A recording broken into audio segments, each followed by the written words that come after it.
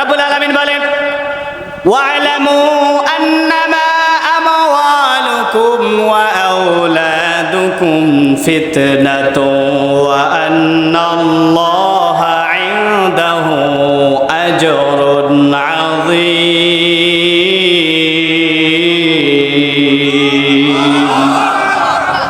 রব্বুল আলামিন বলেন ওয়া'লামু, জেনে রাখো, তোমরা জেনে রাখো, আন্নামা আমওয়ালুকুম, তোমাদের সম্পদ, ওয়া আওলাদুকুম, তোমাদের সন্তানাদি, ফিতনা, এগুলো হলো ফিতনা।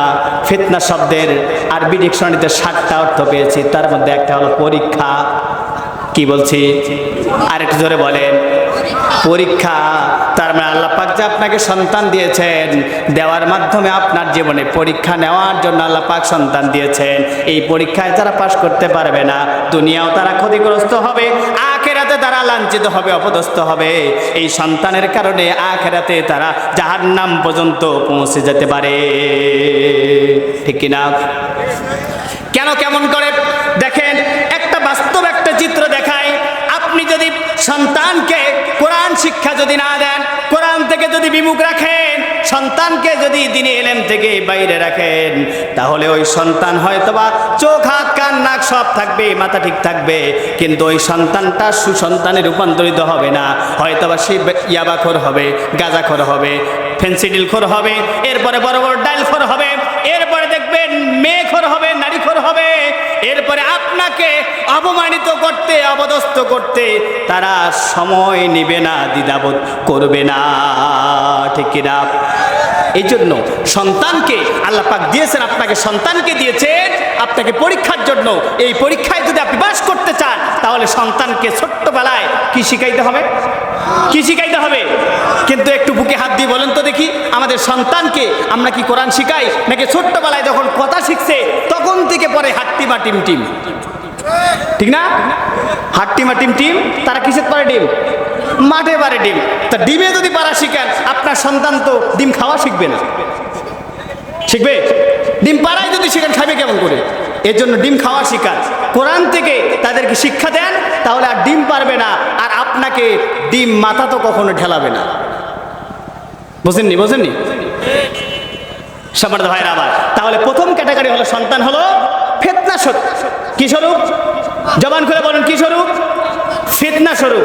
ভাই, শিক্ষা, এখান থেকে শিক্ষা আছে, প্রত্যেকটি পয়েন্ট আমি বলতেছি, একটু মাথা নিয়ে যান, দেখবেন এই সন্তানকে যদি আপনি এইভাবে করে না তোলেন, কিয়ামতের ময়দানে আপনি ধরা খেয়ে দাঁড়াবেন।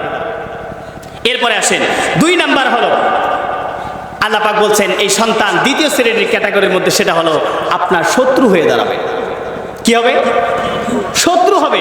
হয়তো আপনি ভাববেন, আমি এত কষ্ট করলাম সন্তানের জন্য, পরিশ্রম করলাম, হাড় ভাঙ্গা রোদ্রে পরিশ্রম করে মাথার ঘাম পায়ে ফেলে তাকে মানুষের মতো মানুষ বানালাম, সেই সন্তান আবার আমার শত্রু হবে? হ্যাঁ। কেমন করে? এ কথা আমার নয়, আমি মৌলভী আব্দুল্লাহ হুসাইনের কথা নয়, এ কথা আল্লাহ। কে বলছেন? আর একটু জোরে বলেন। ভাই, আল্লাহর নাম নিলে কষ্ট হয়? গুনাহ হবে? গুনাহ হবে? আল্লাহর নাম নিলে কি গুনাহ হবে? কি হবে? কি হবে? সব হবে। বিষ্ণু বলছেন তামলা উমা বাইনাস সামাওয়াতি ওয়া মা ফিল আরদ, আসমান এবং জমিনে যদি একটাবার সুবহানাল্লাহ, আলহামদুলিল্লাহ, আল্লাহু আকবার বলে, আসমান এবং জমিনের সমস্ত ফাঁকা জায়গাগুলো আল্লাহ পাক নেকি দিয়ে ভরপুর করে দেন। হলো না? হলো না? আর একটু জোরে বলেন। আমরা যে কেন যে কৃপণতা করি, কিন্তু ঠিকই আপনি এই সময়টাতে একটাবার আলহামদুলিল্লাহ, আল্লাহু আকবার বললে যে সব পাবেন, কিন্তু আপনি তো এটা বাইরে গিয়ে বলেন না, বাইরে দেখবেন আরেক ভাইকে নিয়ে সমালোচনা করে। আছে না? আছে না? না, সেই জায়গায় কিন্তু আমরা জিকির করতে পারি। একটু যেহেতু বসেছি, আমরা সব নিতে চাই কিনা? আমাদের সবের দরকার নাই? একটু হাত তোলেন তো, সবের কার কার দরকার আছে? একটু খেয়াল করেন, ডানে বামে একটু হাত তুলে দেখেন তো, খেয়াল করেন তো, যাদের সবের দরকার নেই তারা আমার হাত তোলে নেই। আছে? সবার দরকার আছে? বলেন লিল্লাহে তাকবীর, লিল্লাহে তাকবীর। আল্লাহ পাক সবাইকে কবুল করুন। সম্মানিত ভাই আমার, 2 নাম্বার সন্তানের কথা বলছিলাম। কি? শত্রু। সন্তান আপনার শত্রু হবে। কেমন করে? রব্বুল আলামিন বলেন ইয়া আইয়ুহাল্লাযীনা আমানু ইন্না মিন আজওয়াজিকুম ওয়া আওলাদিকুম আদুওয়াল লাকুম ফাহযারুহুম। আল্লাহু আকবার। হয় না? আরেকটু জোরে বলে আল্লাহু আকবার।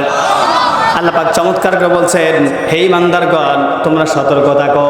তোমাদের স্ত্রী কারো কারো, তোমাদের সন্তান কারো কারো স্ত্রী তোমাদের শত্রু হবে। কে বলছেন? আল্লাহ বলছেন। তার মানে আল্লাহর কথা মিথ্যা হতে পারে? আল্লাহর কথায় কোনো সন্দেহ, সংশয়, দ্বিধা নেই, সন্দেহ নেই, সংশয় নেই। আল্লাহ যেটা বলছেন এটা বাস্তব চিত্র। দেখেন, এই তো গত সেপ্টেম্বর মাসে বাংলাদেশের ইতিহাসের চিত্র। ভোলা জেলায় একটা দুর্ঘটনা ঘটে গেছে। হয়তো বা সোশ্যাল মিডিয়ায় তারা দেখেছেন, হয়তো অনেকেই দেখেননি। এই জন্য বলছি, দেখেন, শিক্ষার জন্য শুধু বলছি। ভোলা জেলার একজন মুহাদ্দিস হযরত মাওলানা মুহাম্মদ আমিনুল ইসলাম নোমানী ভাই, তার একটা সন্তান দুনিয়ার জমিনে যখন প্রথম সন্তান এসেছে, ভাই মান্যত করেছে সন্তান দুনিয়ার জমিনে আসা মাত্র 100 রাকাত নফল নামাজ পড়বে। একটু সুবহানাল্লাহ জোরে বলেন। কত রাকাত? 100 রাকাত নফল নামাজ পড়বে। ওয়াদা করেছে, নিয়ত করেছে। আল্লাহ পাক কবুল করেছেন, একটা সন্তান দিয়েছেন। সন্তানের সুসংবাদ শোনার মাত্রই তিনি 100 রাকাত নফল নামাজ আদায় করেছেন। সুবহানাল্লাহ বলেন। কিন্তু ওই দরদি সন্তান, কলিজার টুকরা সন্তান দিনে দিনে বড় হচ্ছে, দিনে দিনে বড় হচ্ছে। সন্তান এক সময় বড় হওয়ার পরে ফোনে আসক্ত হয়ে গেল, ফোনের প্রতি আকর্ষণ বাড়িয়ে গেল। বাবা সন্তানকে এই ফোন থেকে দূরে রাখার জন্য তাকে শাসন করলো। সন্তানের মাথা খারাপ হয়ে গেল। এই শাসন করাটা বাবার জন্য কাল হয়ে দাঁড়ালো। একটু চিন্তা করুন, গভীর মনোযোগ, আপনাকে শিক্ষা দেওয়ার জন্য শুধু বলছি। বাবা যখন সন্তানকে ফোন থেকে বিরত রাখার জন্য নিষেধ করেছে, এই উপদের নিষেধটা তার জন্য কাল হয়ে দাঁড়িয়েছে।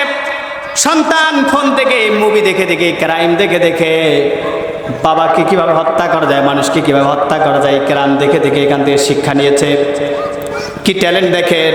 দারাজ থেকে একটা ছুরি অর্ডার করেছে, একটা কালো ক্যাপ, একটা কালো জামা করে নিয়েছে বাসা থেকে। কি জন্য নিয়ে এসেছে? যাতে করে বাবাকে যে খুন করবে এই রক্তের চিহ্ন যাতে করে বুঝতে না পারে। এই জন্য বাজার থেকে একটা কালো ক্যাপ আর একটা কালো জামা কিনে নিয়েছে, শার্ট কিনে নিয়ে এসেছে। বাবা ইশারের নামাজ, পবিত্র সালাতুল ইশার নামাজ আদায় করার পরে ঘরের মধ্যে ঢুকে পড়েছেন। সন্তান দরজায় গিয়ে নক করলেন। বাবা ঘর থেকে বললেন, কে? প্রাণের সন্তান জবাব দিল, বাবা আমি তোমার সন্তান। বাবা ভালো মনে করে দরজাটা খুলে দিয়েছে। খোলার সঙ্গে সঙ্গে সে তো প্রস্তুতি নিয়েই ছিল। বাবা যখন দরজা খুলে দিবে, সঙ্গে সঙ্গে তার সন্তানটা ছুরি বাবার পেটের মধ্যে ঢুকিয়ে দিয়েছে।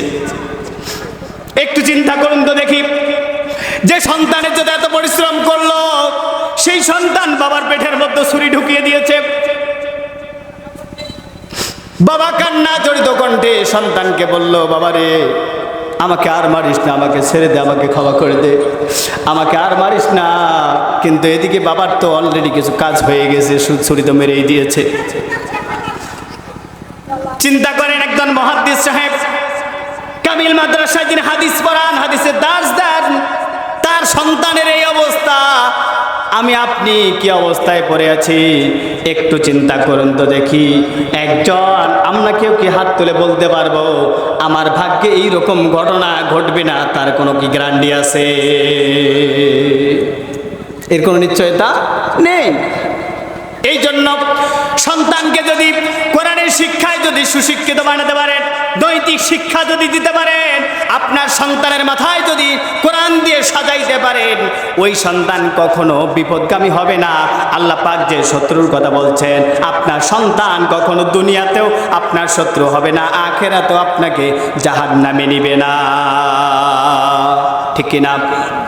তাহলে আমাদের সন্তানকে আল্লাহ পাক যে বলছে শত্রুর কথা, আপনি বাস্তব চিত্র দেখেন দুনিয়ার জমিনে, আখিরাত তো এখনো বড়ই আছে, ঠিক না? তাহলে সন্তানকে কি শিখাইতে হবে? কোরআন শিক্ষা দিতে হবে। সম্মানিত ভাইরা আমার, এরপরে আসেন 3 নাম্বার, তৃতীয় শ্রেণী হল আল্লাহ পাক বলছেন সৌন্দর্যের প্রতীক এই সন্তান হলো নেয়ামত স্বরূপ। সুবহানাল্লাহ বলবেন না? আর একটু জোরে বলেন। যারা বলেন নাই তারা কালকে গিয়ে এই মডার্ন বাজারে গিয়ে আল্লাহু আকবার বলেন।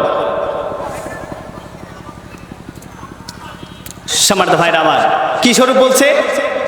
নেয়ামত স্বরূপ, সৌন্দর্যের প্রতীক। কেন? এর জবাব 3 নম্বর সূরা আলে ইমরানের 14 নম্বর আয়াতে পাবেন।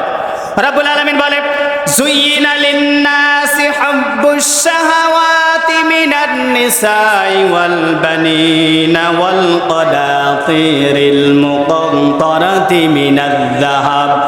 মিনাল-যাহাবি ওয়াল ফিদ্দাতি ওয়াল খাইলিল মুসাওওয়ামাতি ওয়াল আন'আমি ওয়াল হারথ যালিকা মাতাউল হায়াতিদ দুনিয়া ওয়াল্লাহু ইনদাহু হুসনুল মাআব।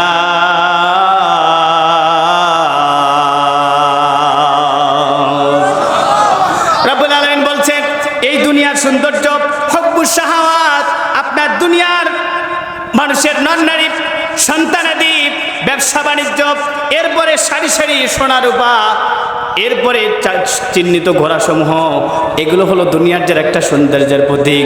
কিন্তু এগুলোর চাইতে আল্লাহ পাক বলেন, আমার কাছে এর চাইতে উত্তম কিছু রয়েছে, উত্তম কিছু রয়েছে।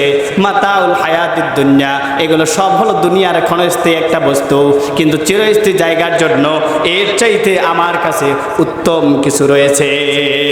সুবহানাল্লাহ।